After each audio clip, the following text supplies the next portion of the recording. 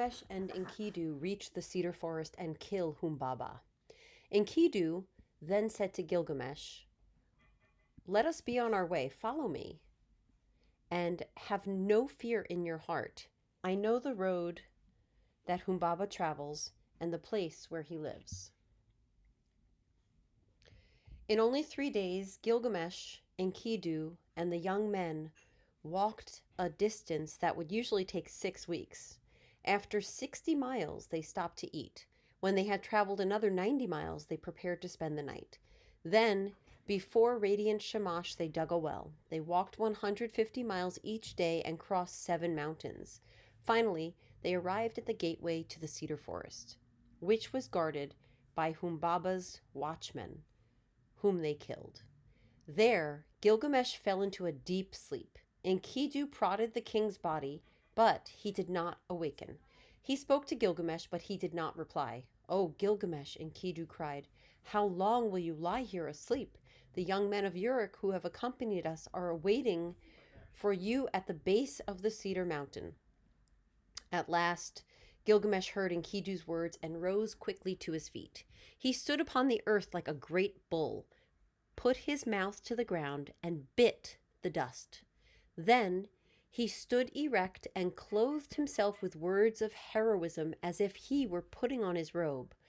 "By the lives of my father Lugal Banda and my mother Ninsun, who gave birth to me," Gilgamesh swore, "I will not return to the strong-walled city of Uruk until I have entered the cedar forest in the land of the living and have fought with Humbaba, whether he is a man or a god.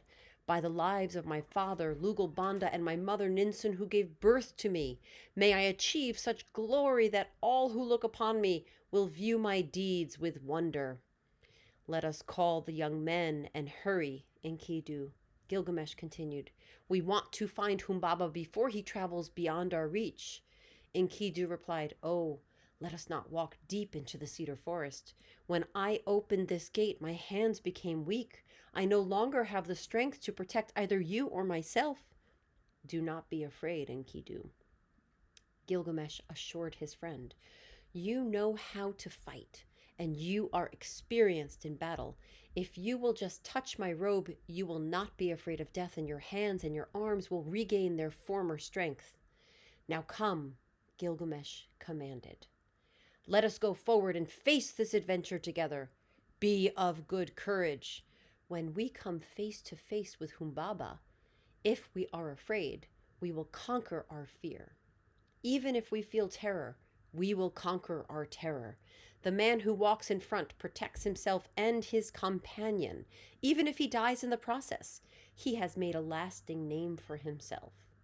The man who is a coward is not at peace with himself and leaves nothing behind to give him a good name." They found themselves at the Green Mountain without further conversation. They stood still and looked around them. When they looked at the entrance to the cedar forest, they noticed the tremendous height of the cedar trees. They saw that the path that Humbaba was accustomed to walking was straight and clear. They looked upon the cedar mountain, which was the home of the heavenly gods. The face of the mountain was covered with a luxurious blanket of stately shade-bearing cedar trees. That night, Gilgamesh awakened Enkidu at midnight and said, "I had a strange dream, Enkidu. A mountain crumbled and fell upon me. Then a fine-looking man appeared. He pulled me out from under the mountain, gave me water to drink, and then helped me to stand upon my feet." Enkidu replied, "Your dream is good, Gilgamesh. Humbaba is the mountain that fell upon you. We will seize him, kill him, and toss his body upon the plain." The next day, when they had walked 60 miles in the cedar forest, they stopped to eat. After another 90 miles, they prepared to spend the night. Then they dug a well before Shamash. Gilgamesh approached the mountain with an offering of a fine meal and said, "Mountain, bring me a dream." Gilgamesh fell asleep with his head upon his knees. Once again he found himself wide awake in the middle of the night. "Enkidu, my friend," he said, "I have had an awesome dream." It is so disturbing that surely it is not favorable. I dreamed that I seized a wild bull of the plains. When I grabbed it, the bull stirred up so much dirt that the dust made the sky dark. Then the bull seized me and sapped my strength so that I was forced to retreat before it. But once I was at its mercy, the bull gave me food to eat and water from its water skin to drink. Enkidu replied, "The wild bull of your dream, my friend, is really heavenly Shamash. When we need his help, he will hold our hands. It is he who let you drink from his water skin. He watches over you and he will bring you honor.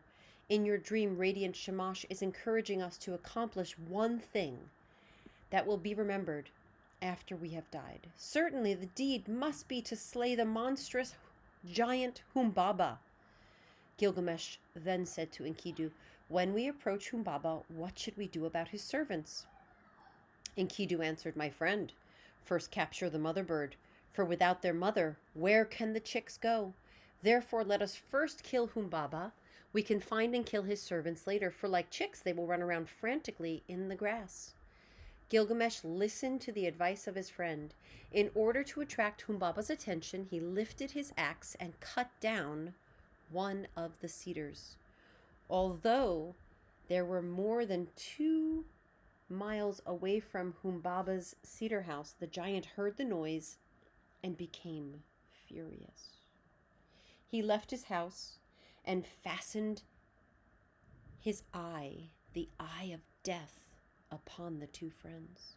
He shook his head warningly and roared, "Who has come here? Who is damaging the precious trees that grow upon my mountains? Who has cut down one of my cedars?" At the sound of Humbaba's roar, Gilgamesh suddenly trembled with fear. Enkidu saw the terror in his heart and said, "My friend, remember the words you spoke to the people of Uruk. Remember why we have made this journey.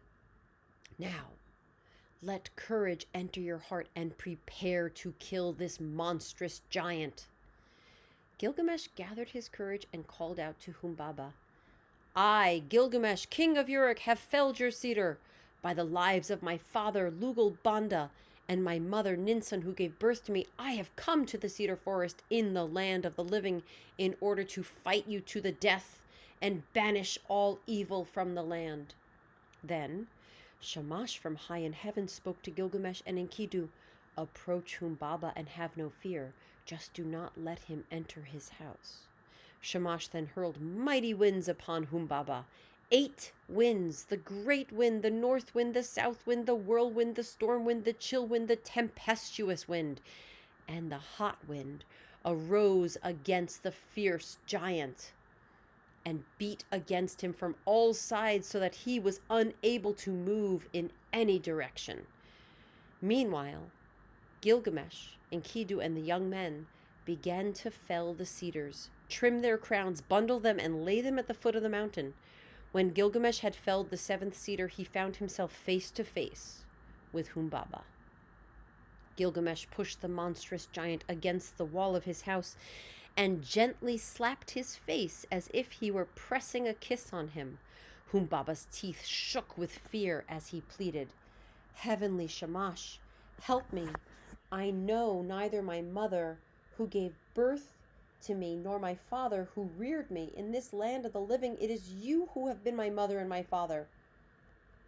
"Gilgamesh," Humbaba then entreated, "I swear by the life in heaven, the life upon the earth, and the dead in the netherworld, that I will subject myself to you and become your servant.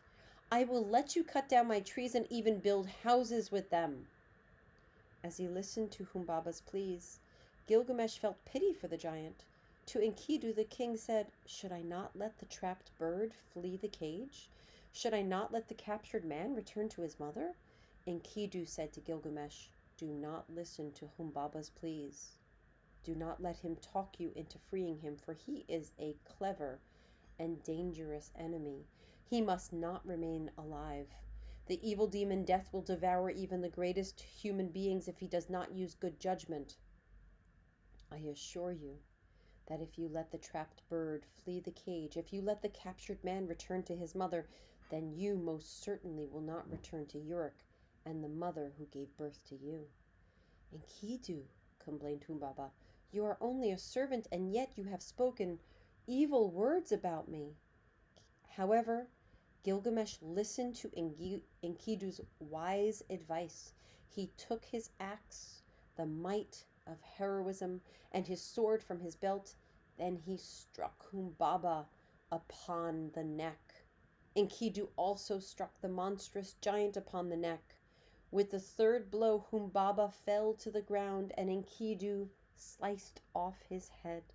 For 6 miles round about, the cedars echoed the sound of Humbaba's body hitting the earth. Gilgamesh and Enkidu stood amazed that they had actually killed the giant of cedar forest of Lebanon. Gilgamesh then continued into the forest, where he cut down Humbaba's cedar trees. The young men of strong-walled Uruk cut and tied them in preparation for their return to the